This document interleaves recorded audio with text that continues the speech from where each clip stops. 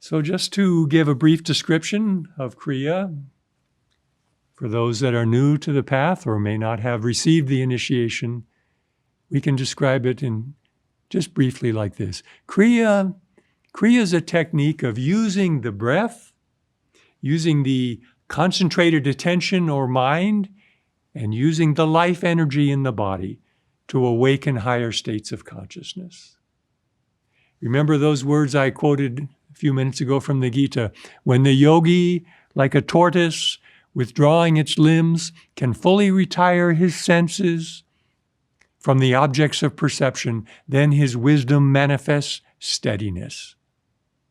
So with this technique of Kriya Yoga, by a special kind of breathing, accompanied by mental concentration, the life energy is withdrawn, just like that tortoise withdrawing his limbs. The life energy is withdrawn from its outer flow to the senses. Those senses that keep the mind attached and absorbed in all the outer pursuits and desires and attachments, the kinds of outer turmoil that creates the inner distress that we're all familiar with. Kriya reverses that flow. It pulls those subtle electrical or pranic currents, that subtle electricity of prana, life force. It pulls it away from the senses, away from the outer surface of the body, into a subtle passageway in the spine. And it circulates that current up and down the spine, accompanied by that special technique of breathing and concentration. And by that circulation in the spine, as it is repeated over and over again, two things happen. Two things happen to the Kriya Yogi. First, there's a magnet created in the spine, a magnetic polarity between the base of the spine and the brain, between the Kundalini center, the coccyx center at the bottom of the spine, and the Krishna consciousness or Christ consciousness center here at the point between the eyebrows in the brain. This Kutastha center becomes the positive pole, the coccyx center becomes the negative pole, and that creates a magnet which is made increasingly more powerful with each repetition of the Kriya technique. And here's the thing. The more powerful that magnet becomes, the more effective it is in pulling the energy, pulling the life force, pulling the consciousness away from the senses, away from its attachments and absorption in the outer world, and concentrating it in the subtlest passageway in the spine. Guruji said, spine and brain are where you will find the altar of God. So the second thing it does is this. As that energy is withdrawn from the senses by the Kriya breath and is circulated by the technique, by the concentrated mind, is circulated upward and downward within the spinal axis, it awakens the chakras. So it pulls the prana away from the outer instruments of sensory perception, eventually calming them and completely shutting them off, giving us a state of inner peace, inner tranquility. And secondly, it awakens those inner instruments of divine perception, those 7 chakras, 7 centers in the cerebrospinal axis. This is a very simplified and abbreviated description, but I'm just pointing it out to give a glimpse of what it is and really to point out what is the effect. What happens as we practice this technique up and down the spine, that special technique, that advanced practice of Kriya Yoga? What is the effect? Peace, calmness, great happiness, freedom from fear, freedom from anxiety, and ultimately bliss consciousness, which is God consciousness.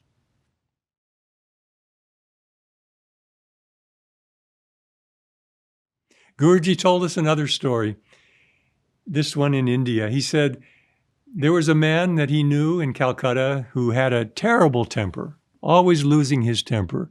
And Guruji said, he was a specialist in slapping his bosses when he lost his temper. So he would lose one job after another. And so he came to me and he asked for help. And I told him, I said, next time you get angry, don't lash out. Count to 100 before you say anything, before you act. Well, this man, he tried it out. But then he came back to Guruji and he said, it doesn't work. I get more angry when I do that. While I'm counting, I'm actually blind with rage for having to wait so long. And Guruji said his case looked quite hopeless. But then he said, I told him to practice Kriya Yoga. And he said, he gave him this instruction. After practicing your Kriya, think that the divine light is going into your brain, soothing it, calming your nerves, calming your emotions, wiping away all anger. And one day your temper tantrums will be gone. Isn't that a beautiful formula? Just close your eyes for a minute and let that sink in as a wonderful spiritual tool. Do your Kriya and then think that the divine light is going into your brain, soothing it, calming your nerves, calming your emotions.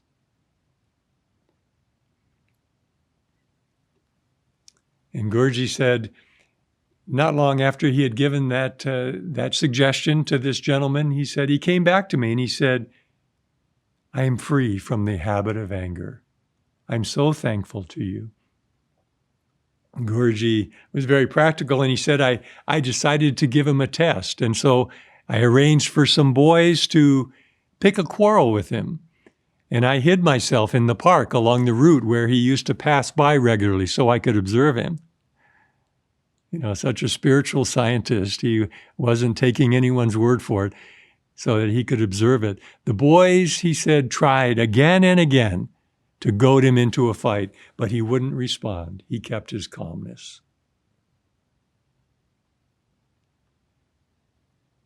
So there you have it, the power of Kriya Yoga. And of course, the point is not just about anger, about all the forms of psychological and emotional turmoil that we've mentioned, that we have to contend with in our lives in this world, in our lives in these mortal bodies, interacting with different people, interacting most of all with our own ego, isn't it? Those forms of emotional and psychological turmoil, fear and greed and lust, anxiety, stress, and so on, all of those things that cause us misery, and they make our lives hell on earth. Well, Kriya Yoga makes it a heaven on earth.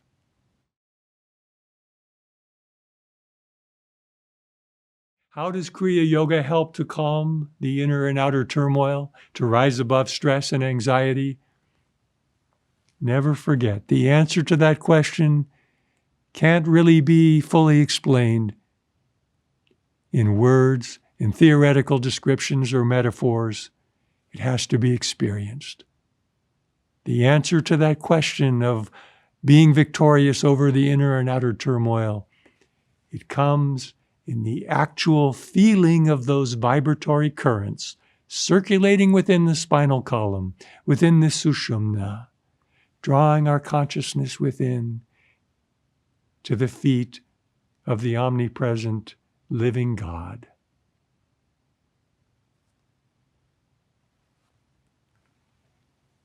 You know, when we think about stress, we think about turmoil.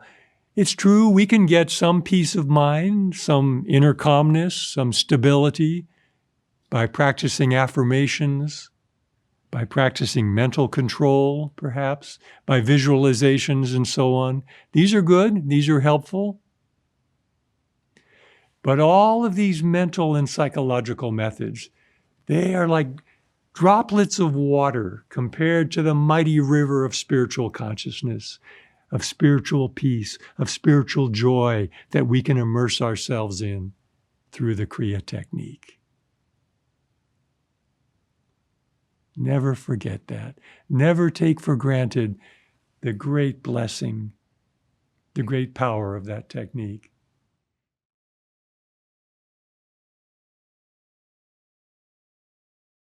The SRF YSS lessons that Paramahansa Yogananda has created,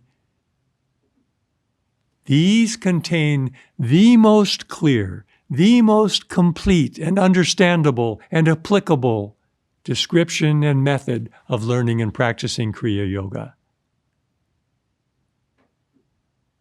Those lessons that each of you can receive in many different languages. And I tell you, you will not find anything else in the world more clear than this, either through even an in-person teacher, and certainly not through some compilation of instructions put together by somebody who maybe attended a few lectures or practiced meditation for a few years. I'm sorry to say these are not sufficient. But you will never find, I want to repeat this, you will never find a more complete or better presentation of the technique of Kriya Yoga than is given in the YSS and SRF lessons. And particularly this new edition, which came out a few years ago, vastly expanded and improved. The world is a very chaotic, a very difficult place. But what a joy, what a comfort to know that Kriya Yoga, as taught by this lineage of enlightened masters, that provides a practical, a powerful solution to both the external and the internal challenges that each of us faces.